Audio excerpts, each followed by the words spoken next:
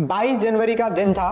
कोई त्योहार देश या राज्य में नहीं था, मगर पूरा देश भगवा में झंडों से भरा हुआ था। गली कूचे मोहल्ले, राज्य, शहरों, देश, हर जगह आपको दिख रहे थे तो भगवा झंडे। मौका था राम मंदिर के उद्घाटन का। प्रधानमंत्री नरेंद्र मोदी खुद अयोध्या पहुंचकर राम मंदिर का प्राण प्रतिष्ठा कार्यक्रम में भाग ले रहे थे और पूरा देश खुशी मना रहा था कि भारत को राम मंदिर मिल गया है। रामलला टेंट में नहीं, भव्य मंदिर में रहेंगे। मगर किसको पता था कि लोकसभा चुनाव 2024 में भाजपा को अयोध्या से ही करारी हार मिलेगी।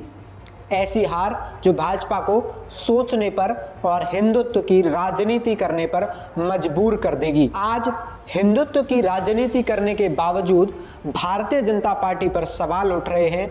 उसका कार्यकर्ता, आम आदमी, हर व्यक्ति ये सवाल पूछ रहा है कि आखिर भाजपा अयोध्या में हारी कैसे। आज हम इस वीडियो में उसी का विश्लेषण करेंगे और जानेंगे कि क्या कारण रहे भारतीय जनता पार्टी, राम की राजनीति करने वाली पार्टी, राम राज्य भारत में स्थापित करने वाली पार्टी, खुद भारतीय जनता पार्टी अयोध्या में ही हार जाती है। 2014 से लगातार भाजपा के सांसद रहे लल्लू सिंह भारतीय जनता पार्टी के इस बार भी भाजपा प्रत्याशी थे।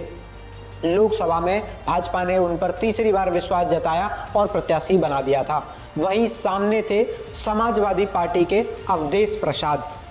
अवधेश प्रसाद ने इस बार बाजी मारी और भाजपा के लल्लू सिंह को 50,000 वोटों से परास्त किया।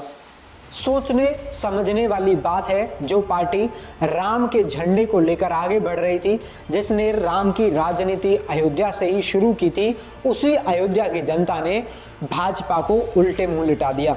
आखिर क्या कारण रहे कि भाजपा को इतनी करारी हार अयोध्या में ही सहनी पड़ी। जब कई बार ग्राउंड पर पत्रकार पहुंचे और उन्होंने वहां की जनता से बात की, मैं भी जब 2022 में चुनाव थे उत्तर प्रदेश विधानसभा के, तो अयोध्या गया था और वहां लोगों से बातचीत की थी। और दूसरी बार लोकसभा चुनाव से ठीक पहले जब 22 जनवरी 2024 में प्राण प्रतिष्ठा कार्यक्रम था, तब भी मैं अयोध्या गया। पिछले 2 साल के अंदर 2 बार अयोध्या मेरा जाना हुआ और जब मेरे वहाँ लोकल जनता से, स्थानीय लोगों से जब मेरी वहाँ बातचीत हुई तो लोग नाराज जरूर थे। उनका कहना था कि हमारे घर छीन लिए गए हैं, दुकानें तोड़ दी गई हैं, मुआवजा नहीं दिया गया है, यहाँ पर अधिकारी अपनी चलाते हैं, आम जनता की नहीं सुनते हैं। कुछ ऐसे ही कारण अब विश्लेषणों में बाहर आ रहे हैं।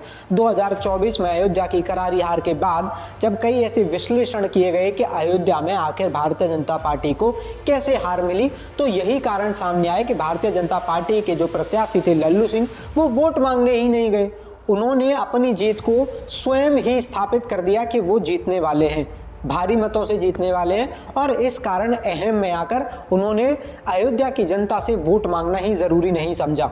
वहीं दूसरी तरफ समाजवादी पार्टी के अवधेश प्रसाद ने जनता के पास जाकर उनकी समस्याओं को सुना ही नहीं, बल्कि उन्हें आश्वासन दिया कि अगर वो सांसद बनते हैं तो वो उनकी आवाज़ को लोकसभा में ज़रूर उठाएंगे, संसद में उनकी आवाज़ को प्रधानमंत्री नरेंद्र मोदी और स्पीकर के सामने रखेंगे।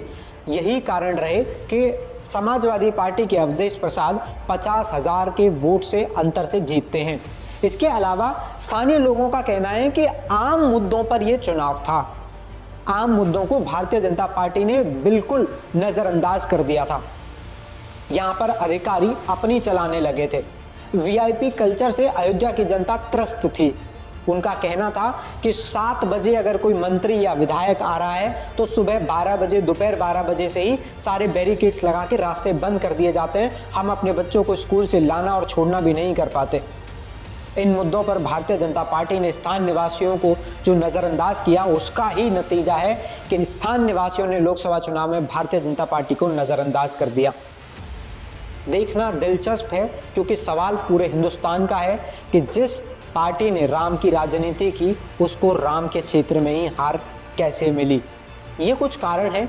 जब वहाँ लोकल लोगों से बात की गई तो उन्होंने ये भी कहा कि शहर के अलावा बाकी जनता जो गांव में रहती है, जो अयोध्या के गांवों की जनता है, उन तक किसी भी तरीके का कोई विकास नहीं पहुंचा। उन्हीं लोगों की किसी भी बात को नहीं सुना गया। सिर्फ जो विकास था वो अयोध्या शहर तक सीमित रह गया। क्यों भारतीय जनता पार्टी के राजनेता गांवों तक नहीं गए, क्यों उन्होंने स्थानीय निवासियों को तवज्जो नहीं दी। यही तमाम सवाल हैं जो भारतीय जनता पार्टी पर खड़े होते हैं और उन्हें सोचने पर मजबूर करते हैं। मगर ये जीत है उस जनता की, जीत है उस लोकतंत्र की जिसमें आज मैं और आप हम सब विश्वास रखते हैं कि वो निष्पक्ष है। और समय आने पर जैसा कहा जाता है कि जनता जिसे चाहे जिता दे, जनता जिसे चाहे हरा दे।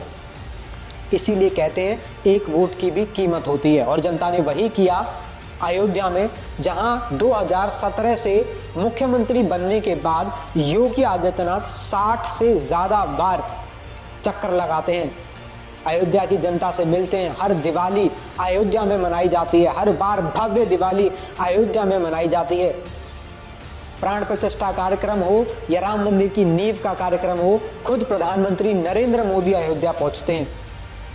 उसके बावजूद भी भारतीय जनता पार्टी को अयोध्या में करारी हार इस बात का सबूत है कि अगर आप आम जनता के आम मुद्दों को नज़रअंदाज करेंगे तो जनता आपको कभी भी नज़रअंदाज कर सकती है।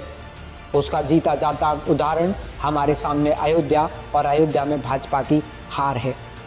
अगर इसके इतर आपको भाजपा की अयोध्या में हार का कोई और कारण पता है तो आप भी हमें कमेंट में बता सकते हैं। बाकी हमारी तरफ से इतना ही, अगली वीडियो में जल्दी मुलाकात करेंगे। धन्यवाद।